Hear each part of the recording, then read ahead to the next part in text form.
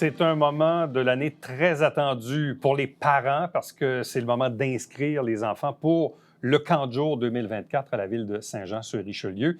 Les inscriptions se font idéalement en ligne les 7, 8, 9 mai, mais évidemment, vous allez le voir, là, c'est segmenté par différents secteurs de la ville. Donc, ce n'est pas tout le monde en même temps le 7 au matin à 9 h. Deux invités pour en parler. En fait, une qui parle puis une qui ne parle pas. Notre première invitée, celle qui parle, c'est Audrey Barsalou. Bonjour. Bonjour. Accompagnée de la sympathique mascotte, comment s'appelle-t-elle? Robbie. Bien, bonjour, Robbie, qui représente bien, évidemment, le côté un peu magique, fantastique. Évidemment, on est dans l'univers des enfants, des 4 à 13 ans, principalement. Donc, qui dit enfant, dit mascotte. Oui, absolument. Elle nous accompagne dans les moments forts de l'été, nos fêtes intercites qu'on fait. Robbie aime bien venir nous rendre visite là, lors de ces moments-là. Bon, quelles sont les principales différences pour l'édition 2024? D'abord, de ce que j'ai pu comprendre, c'est le nombre de places disponibles? Absolument. On a environ 130 places supplémentaires par semaine qui vont être offertes durant l'été. L'embauche a porté fruit. Les efforts qui ont été faits au niveau du recrutement ont porté fruit. Là, on a une belle banque de candidatures qu'on a reçues pour nos postes animateurs. Donc, ce n'était pas tant la disponibilité des lieux comme le nombre d'accompagnateurs. C'était ça l'enjeu pour vous. C'est-à-dire que le nombre de places est intimement lié au nombre d'employés que vous avez. Absolument. C'est sûr que c'est l'enjeu majeur auquel on a fait face dans les dernières années. Ouais. Par contre, c'est clair que les lieux aussi nous dictent un peu le nombre de places maximum qu'on peut avoir. C'est comme un mélange des deux, finalement. Vous avez combien d'animateurs au total? On a environ 125 animateurs. Bon, puis je le recrutement, environ, parce environ que... là, et puis le recrutement a bien été cette année? Absolument. Là, bien... Un franc succès. Notre meilleure année depuis les dernières années là, post-pandémiques. Finalement, on voit vraiment que la visibilité, les efforts qui ont été faits là, ont porté fruit. J'ai un blanc de mémoire, mais quand on était là, dans le creux de la pandémie, là, il y avait quoi? 700, 1000 places? Il y en avait beaucoup moins. Là. Oui, dans ces eaux-là, effectivement. On a presque doublé la capacité. Puis même d'année en année, l'année passée, on avait augmenté déjà. Cette année, on l'augmente encore. Donc, on voit vraiment que tranquillement, pas vite, on s'approche de l'objectif à atteindre qui est de desservir tout le monde. Bon, parce que je sais que dans les 2-3 années de pandémie, c'était assez difficile. Puis là, il y avait des gens qui étaient un peu mécontents parce que les places étaient limitées. Donc, il y avait un peu une course contre la montre pour l'inscription. Là, maintenant, comment se passe l'inscription? Moi, évidemment, à mon époque, on inscrivait les enfants. Il fallait se rendre avec des papiers au Colisée, là, en personne. Oui. On est en 2024. Donc, idéalement, ça se fait en ligne. Oui, c'est le moyen le plus simple et le plus rapide de le faire. C'est directement en ligne. Par contre, ce qui est important de se souvenir, c'est qu'on doit d'abord et avant tout avoir une carte citoyen qui est valide pour l'enfant et le parent. Les deux? Oui. Donc, c'est important de le faire vraiment en amont, de le faire tout de suite, même si c'est possible, d'appeler à la bibliothèque, entre autres, au service des loisirs pour le faire. Puis, sur Internet aussi, qui est disponible, le lien tout de suite pour remplir la fiche santé. Donc, ça aussi, ça peut être fait en amont. Oui. Exactement, avec les informations là, concernant l'enfant. Donc, ce qui va rester à faire le jour de l'inscription, c'est vraiment juste l'inscription. On va avoir fait toutes les étapes avant. C'est important, ça. Absolument. Je me mets à la place du parent qui n'y a pas pensé, puis là, il veut s'inscrire, puis là, oups, on lui demande une carte. Puis d'ailleurs, les cartes, est-ce qu'ils ont des dates d'expiration? Oui, ils ont une date d'expiration, donc c'est important de vérifier, s'assurer. Nous, c'est notre façon de s'assurer, en fait, qu'il y a une personne qui déménage, qui sort de la jour exactement, de faire la mise au jour. OK, donc ça, très, très, très important. Donc, la carte citoyenne, autant pour le parent que l'enfant, en vigueur. Puis ça se fait à l'avance. Exactement. Sur le même site, dans le fond? Oui, tout se trouve là, sur le site du service, en fait, de la Ville de Saint-Jean, dans l'onglet Camp de jour. Vous avez toute la démarche, les liens à suivre pour le faire. Bon, la fiche santé, qu'est-ce qu'on demande au juste? On demande, entre autres, est-ce qu'on a des allergies, des maladies connues qui pourraient être importantes à connaître là, au niveau du fonctionnement du camp de jour. Des numéros d'urgence à rejoindre, des personnes d'urgence à rejoindre aussi en cas de blessure ou autre.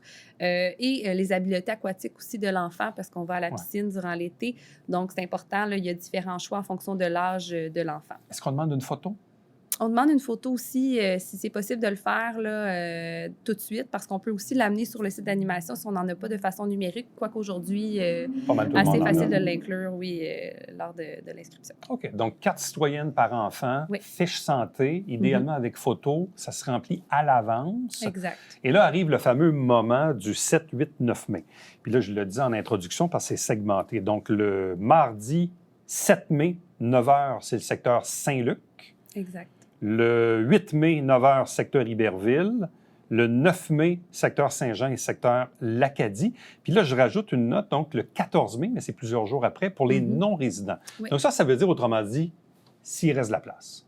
Tout à fait. On veut desservir bien avant tout là, nos résidents. Puis si on a des places restantes, bien, à ce moment-là, les offrir aux municipalités qui nous entourent, là, des parents qui pourraient vouloir venir inscrire leur enfant. Mais est-ce qu'il y en a beaucoup, des inscriptions pour les non-résidents? On en avait un petit peu plus avant la pandémie parce qu'on avait davantage de place à ce moment-là. Les choses ont changé, les besoins ont changé, on a d'autres réalités maintenant. Donc maintenant, on dessert d'abord nos résidents, puis ensuite les non-résidents. On s'entend qu'aujourd'hui, là, des non-résidents qui participent à notre camp de jour, on en a beaucoup moins qu'on en avait. Bon, le fait de segmenter les inscriptions par secteur, là, une journée, c'est Saint-Luc, le lendemain, c'est Iberville, puis le surlendemain, c'est Saint-Jean et l'Acadie. Donc, ça vous évite, disons, de mieux répartir pour éviter de faire planter le système de la ville, si on veut. Hein? Tout à fait. Ouais. Ça nous permet aussi de mieux répondre aux parents dans un délai qui est beaucoup plus rapide aussi, là, lorsqu'ils nous téléphonent ou qu'ils ont des questions. On s'entend que si tout ça est fait en même temps, toutes les inscriptions en même temps, on risque d'attendre un petit peu plus. Là. Comme ça, on s'assure d'avoir un meilleur service. Bon, à quoi va ressembler cette année l'offre de service? Ça reste un camp de jour, il y a plusieurs semaines, évidemment. On est du 1er juillet au 16 août. Il y a plusieurs sites qu'on pourra nommer tantôt, mais est-ce que l'offre de service est semblable? Est-ce qu'il y a des différences ou des nouveautés? C'est semblable aux dernières années. On a évidemment les activités typiques, là, donc idéalement à l'extérieur, quand le temps nous permet, des activités motrices, des activités créatives. On a aussi une brigade d'animation qu'on a depuis quelques années qui se promène de site en site pour faire vivre des thématiques puis des journées un peu plus magiques à nos enfants. On a des fêtes intersites aussi qu'on a durant l'été, donc on déplace les enfants des différents sites d'animation pour vivre une journée ensemble, une journée avec des activités un peu plus à grande échelle.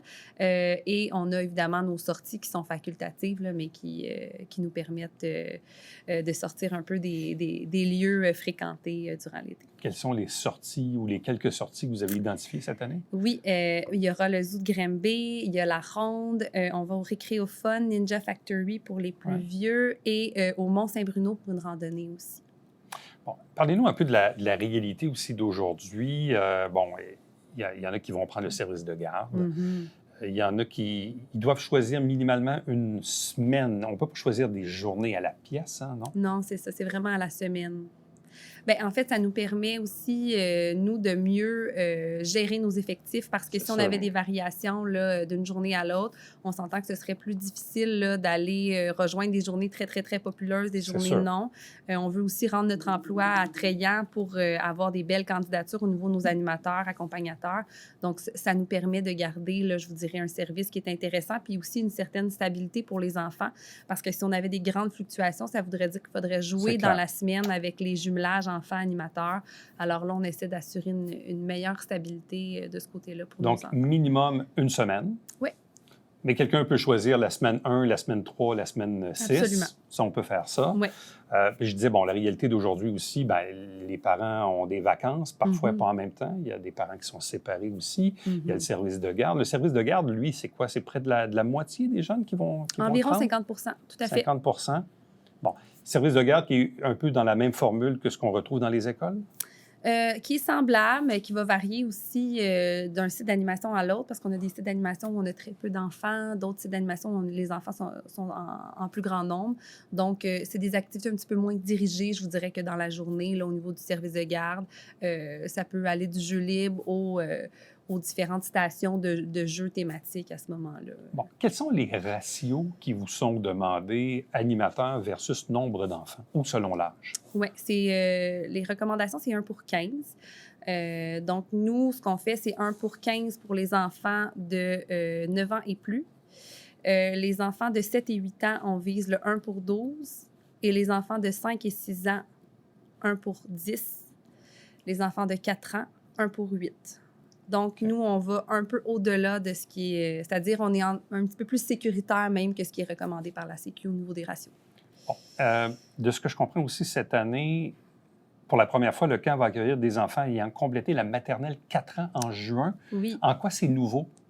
En fait, c'est que c'est un organisme qui était mandaté par le passé pour les accueillir, mais les enfants de maternelle 4 ans étant de plus en plus nombreux, on a décidé de reprendre ce service-là à même le camp de jour municipal. Donc, on aura un site d'animation qui va être dédié à l'accueil des enfants de maternelle 4 ans. Donc, c'est Joseph-Amédée Bélanger. On en a fait un site préscolaire. Donc, c'est les enfants de 4 à 6 ans qui vont pouvoir fréquenter ce camp de jour-là. Pourquoi on a décidé de les rassembler? C'est vraiment pour offrir une offre qui est plus spécialisée, justement, pour nos enfants du préscolaire qui ont des besoins tout de même différents là, des enfants d'âge scolaire. Parce que ce que je comprends aussi, c'est que, bon, il y a des sites qui a plus ou qui a moins d'enfants. Mm-hmm. En même temps, idéalement, ils sont, comme on le voit, donc séparés, donc les 4-6 ans, les 5-6, les 7-8, les 9+. Mm-hmm. On s'entend qu'un enfant de 11 ans n'a pas les mêmes besoins qu'un enfant de 6 ans non plus, c'est pas les mêmes intérêts. Quand on parle des sites, là, puis je les nomme rapidement, bon, 80, Prévert, Savane, l'édifice Providence, Alexis Boutier, du Pélican, J.M.D. Bélanger, bon, entre autres pour le préscolaire, on l'a dit, Joséphine d'Endurant, Napoléon Bourassa. Il n'y a pas de Notre-Dame du Sacré-Cœur dans le centre-ville, mais par contre, c'est l'autre côté, à Notre-Dame de Lourdes, à Iberville, Pavillon Gérard Morin, à l'île Sainte-Thérèse, Polyvalente Armoresco, Polyvalente Marcel Landry, Sacré-Cœur, Iberville et Saint-Lucien. Donc ça, ce sont les principaux sites d'animation. Qu'est-ce qu'il vous reste à faire là, d'ici le jour 1? Oh, beaucoup de choses. Là, on va former nos nouveaux animateurs, nos anciens aussi. Donc, c'est le gros morceau qui s'en vient. Là. C'est au niveau de la formation de notre personnel. On veut qu'ils soient prêts, on veut qu'ils se sentent bien aussi dans leur nouveau rôle. Évidemment, les inscriptions qui arrivent à grands pas. Donc, traiter les inscriptions aussi. Puis, à partir de ce moment-là, notre grand travail à nous, à moi et Robbie, va être fait. Dernière question, au niveau des coûts, est-ce que ça a un peu monté? Ça ressemble à quoi? Une légère augmentation qui est tout près là, de l'IPC, là, finalement. Là. Donc, on est à 55 $ pour l'animation par semaine et 40 $ pour le service de garde par semaine. OK. Donc, sjsr.ca/camp, sjsr.ca/camp.